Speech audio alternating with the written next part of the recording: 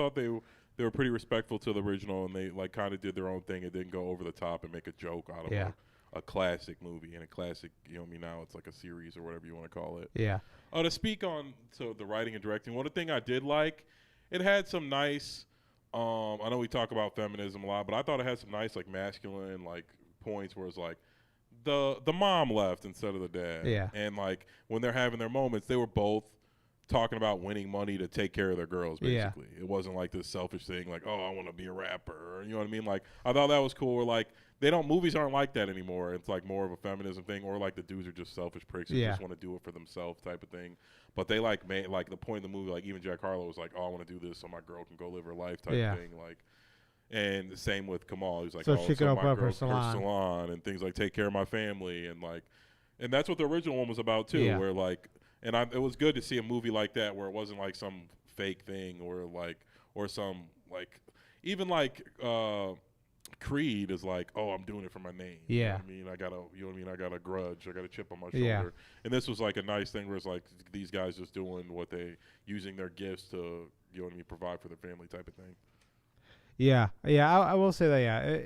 It was refreshing. I guess I didn't even realize it just because, but yeah, that is a solid I just felt point. like, I thought they made a point of them a lot of times where they were like I said, with the mom being the one who left and the dad, and the dad stayed, and you know what I mean. He even said like, "I'll always be there for you, son." They like, made a point. That was a couple times, and that I will say that part I think is the writing and Lance Reddick's part. Like those scenes were like you can really feel those. Like it was like inspiring. It was all. Yeah, it was really inspiring seeing him like, "Come on, son," like pushing him. So again, I like seeing stuff like that. A lot of these movies, it's like they don't know who their dad is, and they're like, "Oh, I'm gonna be a star just to make my dad mad in spite of him, so he'll know what he lost," type of thing. But no, every time Kamal lost, his dad wasn't there, so to speak. When it was in a big game, when his dad was in the hospital in high school, it was showing how important his dad was to him. Even as he grew up, he always felt bad that he let his dad down. Yeah.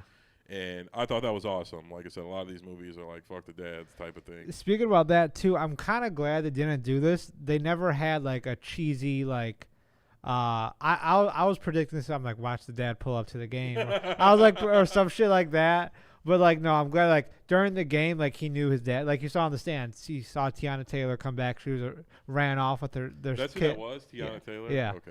Come on. I'm sorry, I don't know. Clearly, that was racist. Clearly, I'm more black than you. That was the movie too, where he's like, oh, you didn't say it. He's like, I didn't even say it. He's like, oh, come on, tell me what black jokes you want to say. Like, he's like, hey, I'm not racist like that. I would never say that you're so well spoken. He's like, oh, but you want to say it, right? He's like, no, I don't want to say it. That's what I'm trying to say. He's like, I just think you got Obama vibes. It's so funny. Yeah, Jack Harlow. They're back and forth. They're playing, riffing on each other. It felt really organic when they were going back and forth. Like that. Who wasn't Jack Harlow's girlfriend? Wasn't that the chick from Spider-Man? That's who it was. That was bothering the hell out of me. I wrote her name down. Tatiana Laura Harrier. She's like the girl who likes Peter. That's what Peter it was. Like her, yeah, that's what it was. I was bothering the hell. I was like, she looks so familiar. They had a nice little cast of B-listers. That bothered me so much. I thought they did a good job. I guess I don't know what they're gonna do. I guess can't do another one. No, I don't think they will, and I don't think they should. Yeah. A few points that I want to bring up too. I was kind of glad. At first, I was like, "Oh, it should have been theaters," but I'm actually really glad they done Hulu. Because that's just the way nowadays. But also, like Sean said, if you guys were paying attention, Sean is such a huge fan of it. And the original White Man Can't Jump has such a hard and iconic cult following. Like it could have done some bad numbers. They could have been like a boycott type thing. I agree with you. I don't know about that, but I think they were smart just because I think people would have been really more critical of the movie if it came out in theaters, if they paid their money and sat and waited 3 hours. But I thought it was a really fun movie, and I went to it not liking it. When they announced they were doing another one, I was mad. He was so skeptical the whole time. I didn't like it. The whole time. I don't know, and I didn't know if Jack Harlow could pull it off. I know he kind of plays basketball and stuff. Yeah. But I thought they did their own thing. They played on the original movie, but didn't disrespect it or make fun of it in any way. And like I said, they made their own path. They made it more of a lighthearted comedy with a happy ending. And like the original isn't really like that. It's more pretty dark. It's about a gambling addict, and it has a sad ending, but with like messages in between.